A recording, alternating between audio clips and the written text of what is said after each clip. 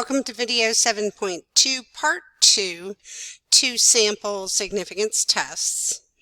So the scenario for this video is last year East Kentwood High School had 650 students take a geometry final exam. The school gave two forms of the exam which were randomly assigned to the students. So I'm going to stop right there, and they said the words randomly assigned. That's going to become important. Half of the students took Form A and the rest took Form B. After the exam, some students claimed that Form B was more difficult than Form A. To test this claim, the principal took a random sample of 30 exam scores from each and recorded the data below. Here's your results. It's all about mean and standard deviation. So we know this is a means problem. They very clearly put out that this is two samples. We have A's sample and B's sample. Do the data provide convincing evidence that the mean score from A was higher than the mean score from B? Okay, so we got to think about that when we start defining our parameters here. So let's take a look at our parameters. So if we have the mean of A minus the mean of B, what does that represent? So that's going to be the true difference in mean score, Form A minus Form B. True difference in mean score, Form A minus Form B.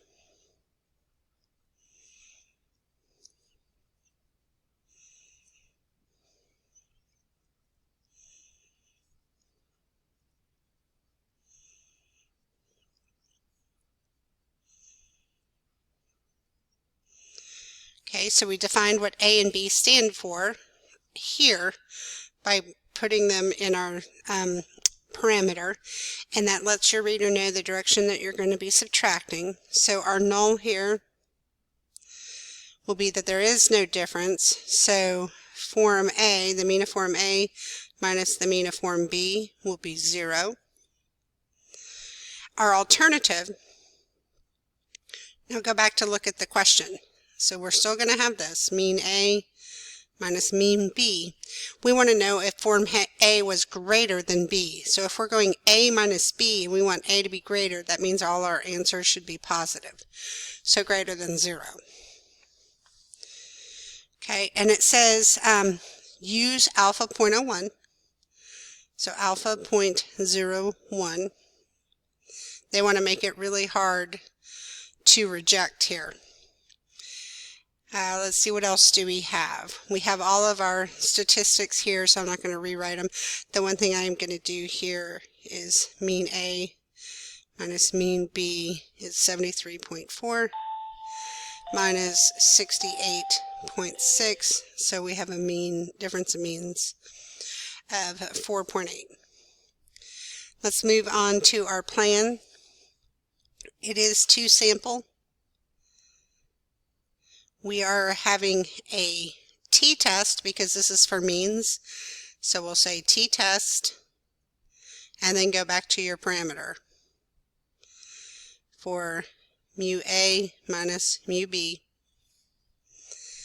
And let's check those conditions. For random, when you have the two samples, they need to be independent random samples. So we have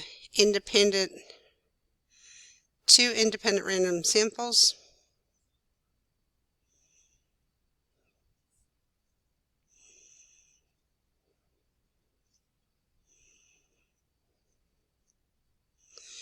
(30 Form A and 30 Form B. But we also had where they said random assign. So students were randomly assigned the form.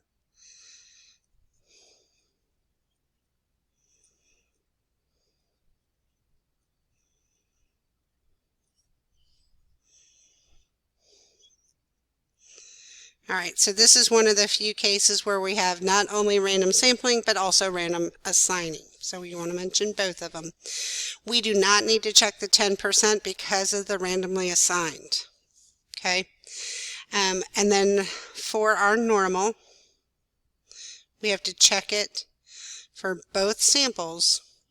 So Form A had a sample size of 30, which is greater than or equal to 30. So Form A was approximately normally distributed. B had a sample size of 30 also, so the same situation for B.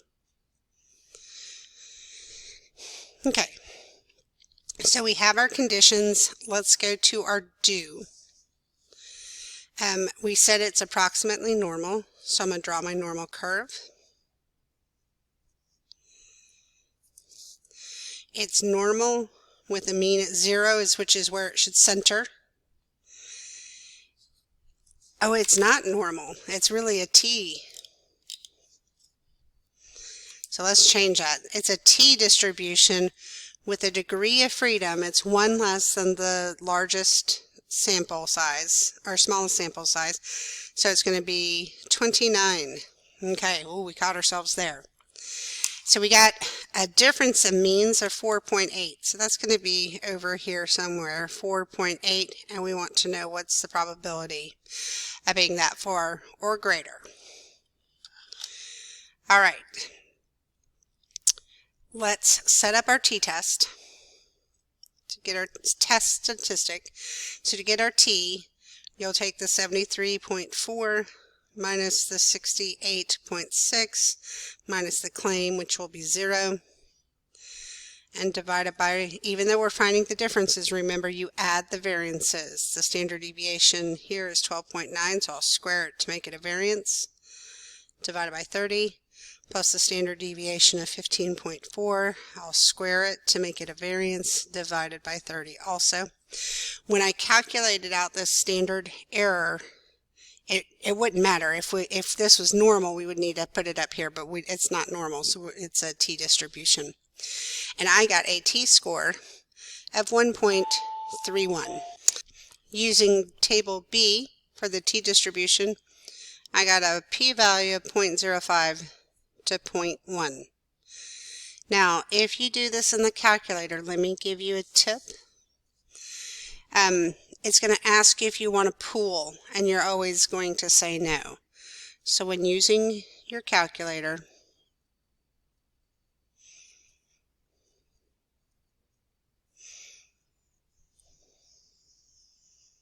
for a 2-sample t-test,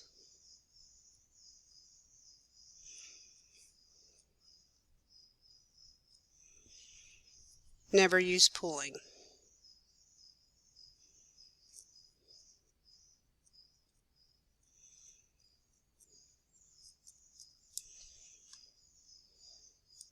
Let me show you what I mean by never use pooling. So in the calculator, to get to the test, remember stat, go over to test, and this is a 2-sample t-test, so that's number 4 on mine. I inputted the data, so I have my x bar 1, standard deviation 1, sample size 1, x bar 2, standard deviation 2, sample size 2, and we had a greater than alternative. Right here, pooled, yes or no? Always say no. And when I calculate this, it gives me a specific p-value. Now you can set this all up and give the specific p-value, but you would need to change the degree of freedom here to be 56.3 if you're going to do that, because the degree of freedom has to match. And then down here you would have a p-value equaling 0.098, which is in the range that we had. All right, let's make the conclusion. As I've asked several times, I want you to write your conclusion and then make a comparison to see how you did. Assuming there is no difference in mean form score is true, there is a 0.05 to 0.1 probability of getting a difference in our means, sample means of 4.8 or greater purely by chance. Because 0.05 to 0.1 is greater than 0.01, we failed to reject the null. We do not have convincing evidence. The scores on Form A were higher than the scores on Form B. All right, hopefully that was helpful. Let me know if you have any questions, and I'll see you in class.